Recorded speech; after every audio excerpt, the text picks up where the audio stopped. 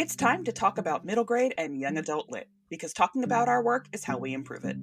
If you're looking for more, then head over to abms.blog for more interviews, analyses, and exercises. I'm joined today by Halli Gomez, award-winning author of List of 10. Today's interview comes with a content warning. We will be discussing tics, self-harm, and suicidal ideations. Listener discretion is advised. I'm Jessica Tuckerman, and this is All by My Shelf. So thank you so much for joining me today. Thank you for having me. I'm excited. Yay! Being excited is always so fun. Yes. Just to get us started, can you give us a quick pitch for List of 10? Yes. So List of 10 is about a 16-year-old boy with Tourette syndrome and OCD. He makes a list of 10 things he wants to do, ending in suicide. Wow, that is heavy. It is heavy. Yes. Yeah. Oof. So this first question is actually from Emily J, who wants to know, how did you decide to write about mental health, and what would you like readers who don't suffer from Tourette syndrome or OCD to take away from your book? Well, I decided to write about mental health because it is something that has been with me almost my whole life. I have Tourette syndrome, I have OCD, I have anxiety, and I've always wanted to share my thoughts and my feelings. Um, and I thought this would be the best way to do it. Mhm. And in terms of what I want people to take away from this book, it's really one of the biggest reasons why I wrote it. It's very important for me for others to understand people who are different from them. Mhm. So people who have disorders or disabilities that they don't understand. It's always good to see the other side, to be a little bit more empathetic when you understand what somebody's going through. It's great. I also write about mental health issues, and I do find a lot of people are like, "Oh, I never thought of it that way," and I'm like, "I think of it that way because it's my life," like, Exactly. Exactly. like so glad that I could open that for you. There is a beautiful author's note at the back of the book about how your own mental health journey with Tourette syndrome and how you aren't letting it hold you back. So, what sort of advice or coping skills can you offer to fellow neurodiverse writers? Um, Most important, tell the story that you need to tell, and realize that your story may not be somebody else's story. I know that's a big thing with writers today, is telling a story and people assuming you're talking for them. Mhm. Just know you're talking for yourself. You're telling your story, and do what feels right, do what sounds right. Of course, it's always great to, and I highly recommend researching and talking to other people. I've had Tourette for almost 40 years, and I still talk to other people, and I still did my research, just so I could cover as much as I could. Mhm. But don't be afraid. Don't be afraid to write what you need about, and don't be afraid to do your research. That is wonderful advice.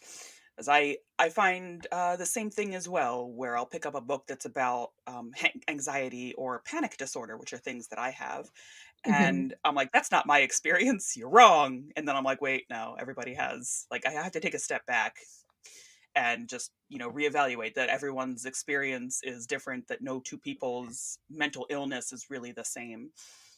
Exactly, exactly. And sometimes well, not sometimes. I mean, I think a lot of times it's great to read other people's stories because you understand a little bit more. And even though you're going through it yourself, it still allows you to be a little bit more empathetic to others. That's how I feel. Yeah. Personally, I find writing about my own neurodiversity to be simultaneously freeing but also triggering. So did you find that you needed to distance yourself from the work in order to get it done, or did you find the story cathartic in some way? I'm so glad that you said that you find that also. Um, when I wrote it, it was really freeing. I mean, it was very emotional. I did a lot of crying, and it was very emotional, but it felt really good to get it down on paper. Hmm. This past year, 2021, when the book debuted, it was it was really hard. It was like reliving childhood all over again, almost. I didn't realize that it was going to be so hard, Hmm. but wow, wow. How did you get through that? Like, were you talking to people or just writing more? Like, what was the approach? A little bit of everything. I talked to some friends. Um, my mother is my number one fan, and of course she's been with me forever, so she understands all of the childhood issues that I went through. So I talked to a lot of people, and I also just kept myself really busy.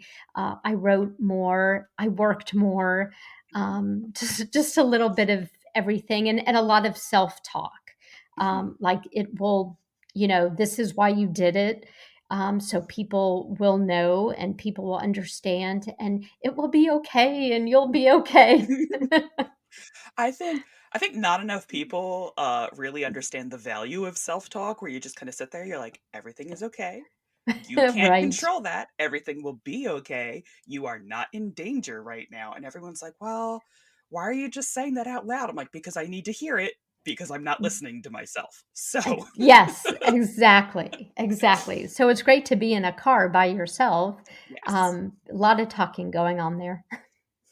My sister was with me. I was kind of like getting out of the house because I had written a scene about a character that had a really severe panic attack, and it triggered one of my own, and I'm like, oh, I got to get away from this project. And I went out and I was still just feeling that, and I forgot that my sister was in the car with me, and I'm just like, you are safe, you are okay, you are driving. And she's like, yes, I know. Oh, that's great. I love I'm that. I'm like, "Right, you're here. Shut up for a second." So, yeah, safe, and she's like, "Okay." Uh, Yes. Let me have my moment. yeah, just let me just whew, okay. And that brings us to our very first game of the podcast. Oh, I'm so Woo. nervous. The games are fun, I swear, I swear. They're fun for me. I That's why I'm nervous.